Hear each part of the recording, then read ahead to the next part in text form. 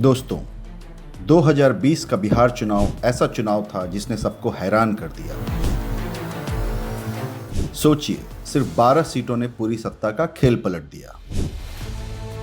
अगर ये 12 सीटें महागठबंधन के खाते में चली जाती तो आज तस्वीर पूरी तरह अलग होती। 2020 के बिहार विधानसभा चुनाव में 243 सीटों वाली विधानसभा में बहुमत का आंकड़ा था 122। नीतीश मोदी का एनडीए पहुंचा 125 पर और कांग्रेस राजद लेफ्ट का महागठबंधन रुक गया 110 सीटों पर। जीत और हार का अंतर सिर्फ 12 सीटें, यानी बस 12 सीटों की कमी ने तेजस्वी यादव को कुर्सी से दूर रखा।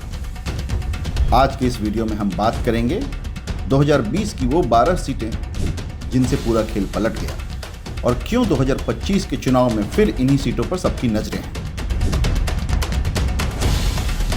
2020 के चुनाव में महागठबंधन ने जबरदस्त लड़ाई लड़ी। तेजस्वी यादव की रैलियों में जबरदस्त भीड़ जुटी, लेकिन नतीजों में एनडीए सिर्फ 12 सीटों से आगे निकल गया। आइए नजर डालते हैं उन 12 सीटों पर जहां जीत हार का फर्क बेहद मामूली था। हिलसा में आरजेडी ने जेडीयू को सिर्फ 12 वोटों से हराया। बरबीघा में कांग्रेस के गजानन शाही 113 वोटों से हारे। भोरे में जेडीयू के सुनील कुमार ने माले के जितेंद्र पासवान को 462 वोटों से हराया।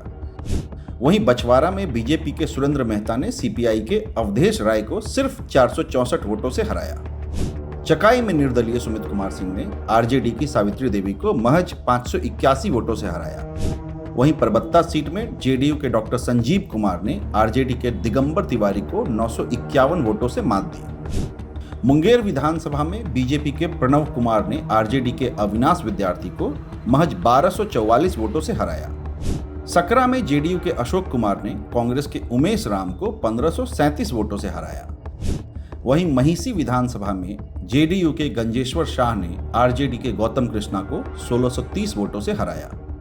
परिहार में बीजेपी की गायत्री देवी ने आरजेडी की ऋतु जायसवाल को 1729 वोटों से हराया। झाझा की बात करें तो जेडीयू के दामोदर रावत ने आरजेडी के राजेंद्र प्रसाद को 1689 वोटों से हराया। आपको याद होगा कि 2020 के नतीजों के बाद तेजस्वी यादव ने बड़ा सवाल उठाया था और आरोप लगाया था कि पोस्टल बैलेट की गिनती सही से नहीं हुई है। उनका दावा था कि कई जगह उनके उम्मीदवार आगे थे, लेकिन अचानक नतीजे बदल गए।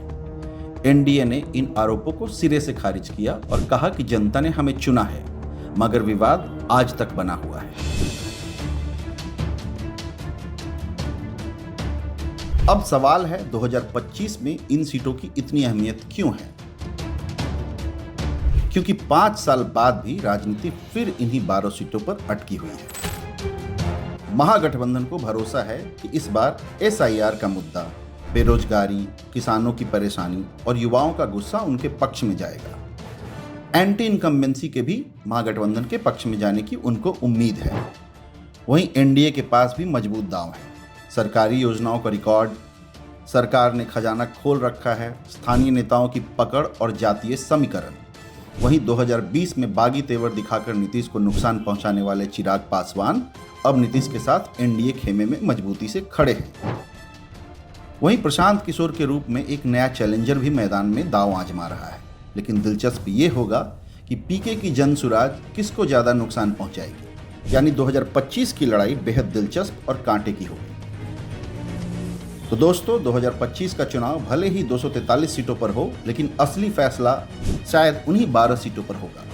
यही सीटें तय करेंगी कि बिहार का अगला मुख्यमंत्री कौन होगा। क्या इस बार महागठबंधन अपनी पुरानी गलती सुधार पाएगा या एनडीए इन सीटों को बचाकर फिर से सत्ता पर काबिज रहेगा?